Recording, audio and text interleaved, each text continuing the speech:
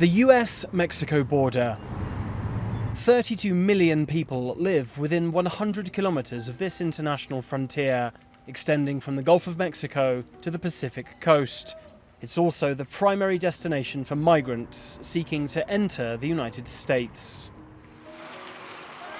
Some 1.7 million migrants were detained in 2021 as they attempted to cross illegally into the United States. But on a daily basis, it's estimated over 1,000 more slip past the Border Patrol. And for the multi-billion-dollar illicit industry of human smuggling, there's one area they like best. This is Mount Cristo Rey, a hill to the west of Ciudad Juarez in Mexico and El Paso, Texas. And this is the US-Mexico border. But as you can see, the border wall doesn't extend into this very rugged terrain. And the fact that the city of Sunland Park, New Mexico, is less than a kilometer from where I'm currently standing has made this area one of the most transited along the entire length of the US-Mexico border by undocumented migrants and the human smugglers who guide them. Human smuggling here is a profitable business. Si vas a hacer algo malo, hazlo bien. Hola, buenas tardes. Soy el encargado. This man introduced himself to us as El Coyote, a Mexican man from the border region. He's well past retirement age, yet he's one of the most successful human smugglers in this region. Nosotros nos dedicamos a la exportación de indocumentados. Desde 1950, por generaciones, mi abuelo, mi papá y yo, desde los 12 años aprendí. Córrele, súbete, agáchate, mójate. Cruzabas los drenajes de la ciudad de nosotros y de la ciudad de Estados Unidos. Promedio yo me lo gasto. A family business for over 70 years, El Coyote's operation is simple. Mi trabajo es recibirlos en México, ponerlos en Estados Unidos por mi método que yo tengo, que por obvias razones no voy a decirte, pero ya son muchos años. Hasta hoy todo ha salido bien. Pero vamos a suponer, puedes ganar unos $200,000 al año. In 2022, with record numbers of migrants arriving at the US-Mexico border, El Coyote says his services have never been more sought after. Si ustedes pueden revisar en todas las fronteras, desde Laredo hasta Tijuana, ya no hayan dónde meter a tanto inmigrante y los están mandando con los indigentes. No hay dónde meter a tanto inmigrante que de veras quiere ir a trabajar. For a fee, El Coyote offers migrants a way in that won't register them in the US electronic monitoring system, used for those who go in via the official asylum route. Por uno se cobran $3,000. Si ya son clientes, entonces se suelta todo y allá nos pagan al fondo. No trabajamos más que de 5, es lo máximo. But not everyone trusts the Coyotes. For many migrants, such as this Honduran in Ciudad Juarez, they ruin lives. No, es que nadie va a jalar gente y ellos no se van a dejar engañar, pues la gente ya sabe que todo es mentira de los polleros. Todo es mentira. Ellos normalmente te apasionan diciéndote cosas que te van a pasar y al final de cuentas solo te pasan de pollero en pollero a los carteles y al final de cuentas te sacan el dinero y eso es todo. Así que en los polleros no se confía. The human smugglers are certainly a challenge for the border authorities. The US Border Patrol declined all interview requests. But one officer in the Mexican National Guard spoke with us on the condition of anonymity. No, la verdad están muy organizados. Entonces hay mucha estrategia en eso. Ellos los llaman gente de presa. Te avientan 20 para que tú los carreres y ellos se van acá y se van y tú estés acá. En lo que medio kilómetro más atrás está cruzando los verdaderos migrantes. Ajá. Y todos los que agarran son mexicanos. Todos traen su identificación.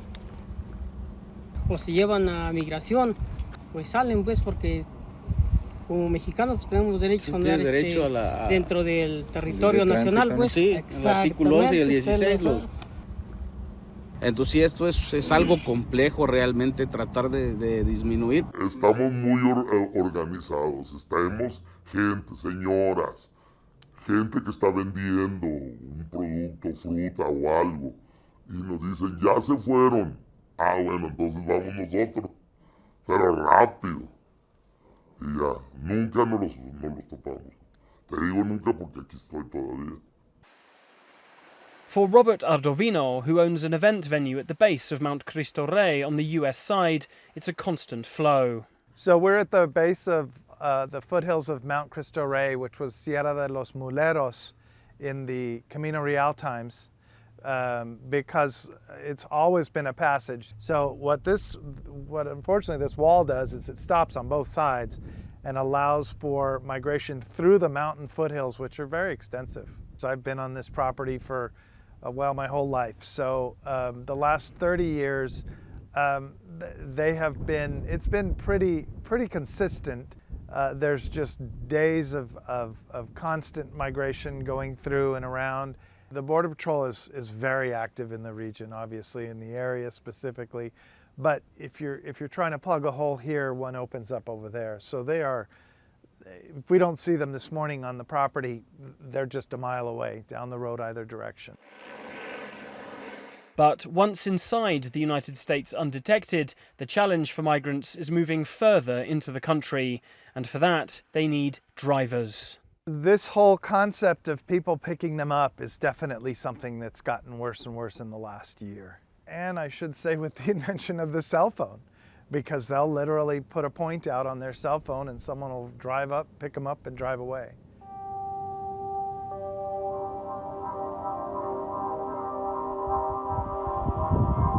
"2 a.m. in Sunland Park at the base of Mount Cristo Rey. Here, a driver is waiting for a call. As a GPS location is sent to his cell phone, he makes his way to the point on the map. With the coast clear, the migrants hiding nearby get into his truck, and within 3 minutes, the group are on the interstate, heading north.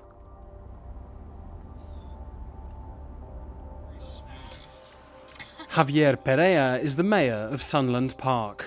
The issue of migrants crossing through our community has been existent for many years. Even on my commute to work, I've seen where people, all of a sudden I see a car stop in the middle of the road and then someone comes out from behind a tree or from a ditch and gets into the car.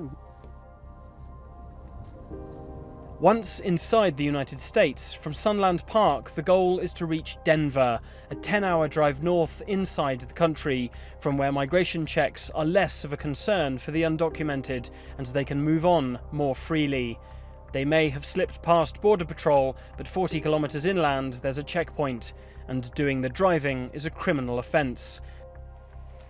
Mario Carreon is a criminal attorney in Las Cruces, the nearest town to the checkpoint, where he says a lot of drivers get busted.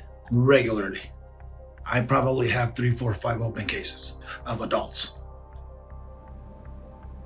However, one recent investigation found that 1/4 of all the drivers picking up undocumented migrants and driving them further into the country are under the age of 18.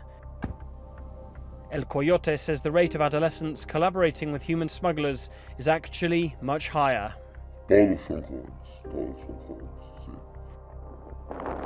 The human smugglers are recruiting American kids as young as 14 years old to skirt the legal penalties that would be applied to adults involved in their business.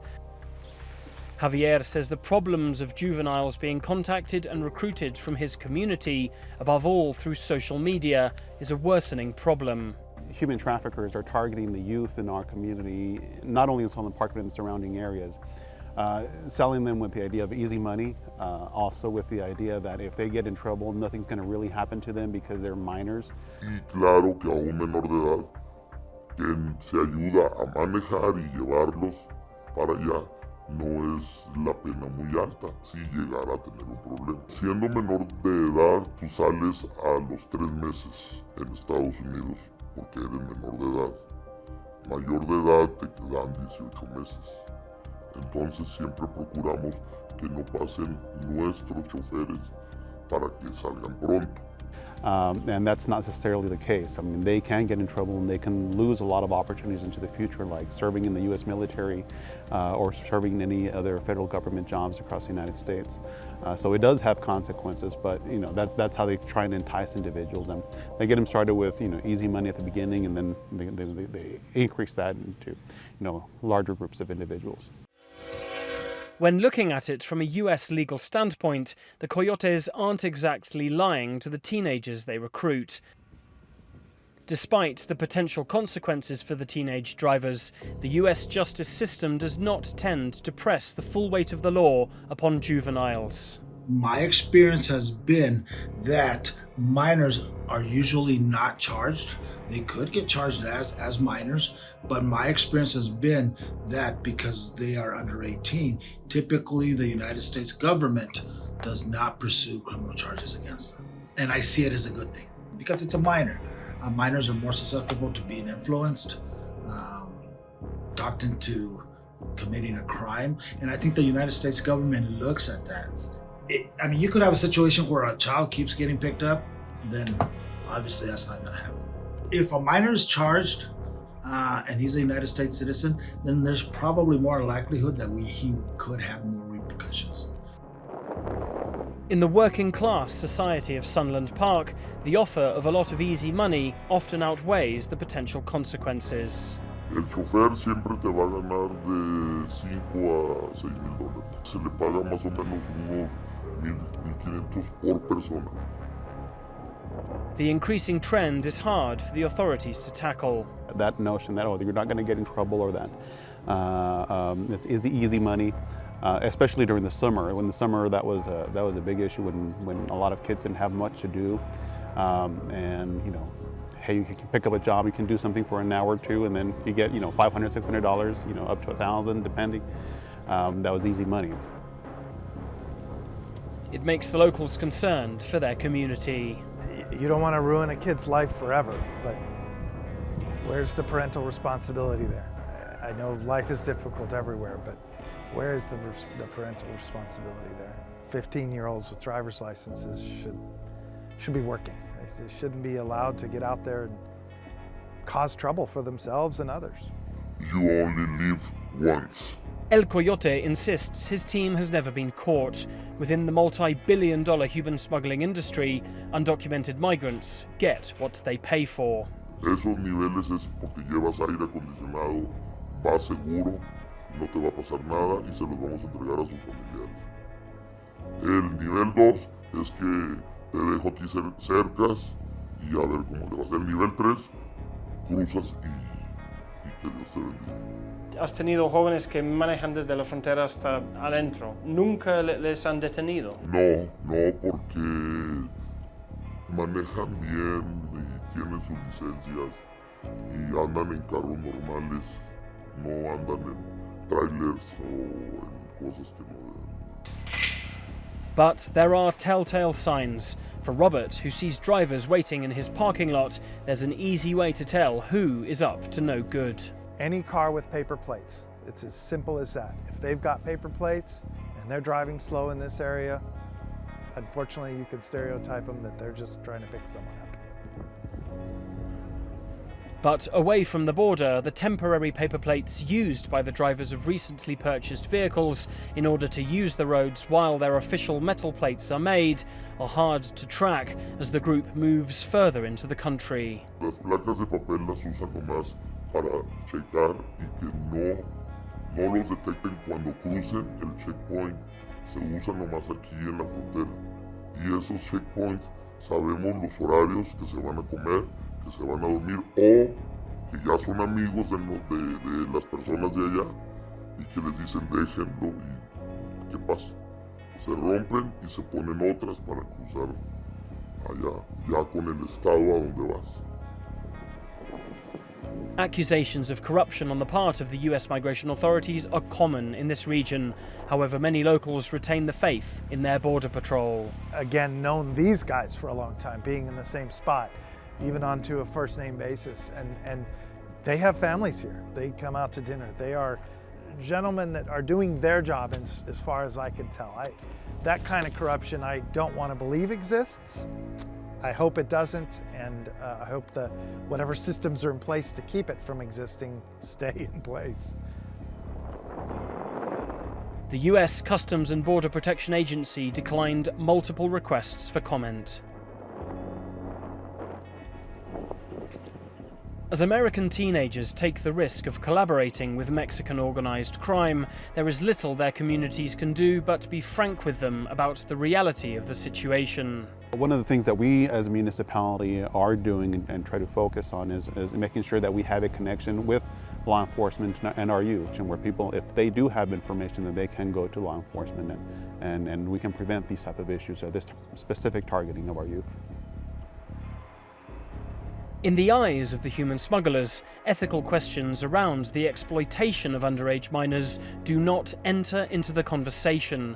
The recruitment and collaboration of juveniles is nothing more than a necessary aspect of their illicit business, a calculation of risk and reward. And whether or not juvenile drivers will remain a target for recruitment and collaboration, these clandestine operations will continue as long as their migrant clients seek their services. Tenemos que cambiar. Si ellos ponen algo más difícil, nosotros ponemos algo. Si ellos pusieron un muro alto, bueno, pues vámonos por abajo. Si ellos ponen esto, si ellos ponen lo otro, siempre hay un arreglo, siempre hay una solución para el problema, siempre.